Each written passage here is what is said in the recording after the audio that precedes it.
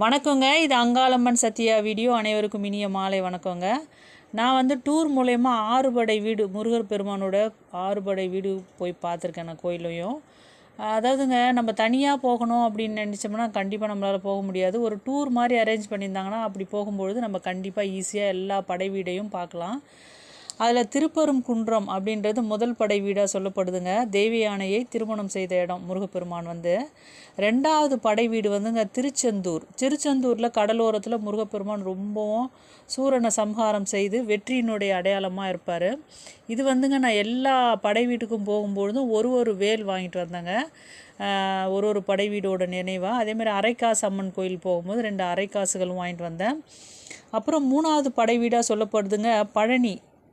ஞானப்பழம் வேண்டி முருகப்பெருமான் நின்ற இடம், அதாவது கோவித்து கொண்டு போய் நின்னார் இல்லைங்களா, அது பழனி சொல்லப்படுது. 3வது படை வீடுங்க.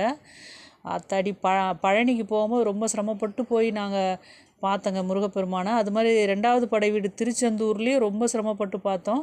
திருப்பரங்குன்றத்தில் நாங்கள் 6 மணிக்கு மேலே போய் பார்த்தோம். ரொம்பவும் நல்லா பார்த்தோங்க.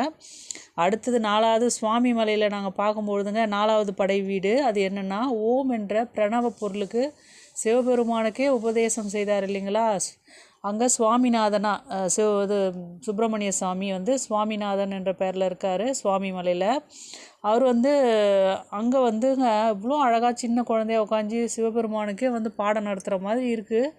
அவ்வளோ பவ்யமாக அங்கே வந்து சிவன் வந்துங்க அவர் சொல்கிறத கேட்பார். நாங்கள் விடிய காலையில் போய் பார்த்தோம் சுவாமி மலையில். ரொம்பவும் பசியோடு போய் நின்று அவரை பார்த்துட்டு வந்தோங்க காலையில் விடிய காத்தால்.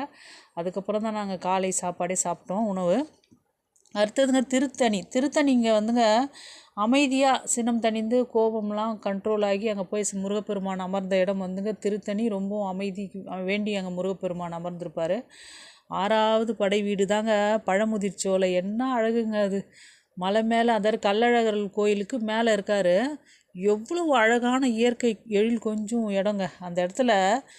ஔவையாருக்கு வந்து சுட்ட பழம் வேணுமா சுடாத பழம் வேண்டுமா என்று ஔவையாருக்கே ஞானப்பழம் கொடுத்த இடம்தாங்க வந்து பழமுதிர் சோலை. 6 படை வீடு இதுதாங்க.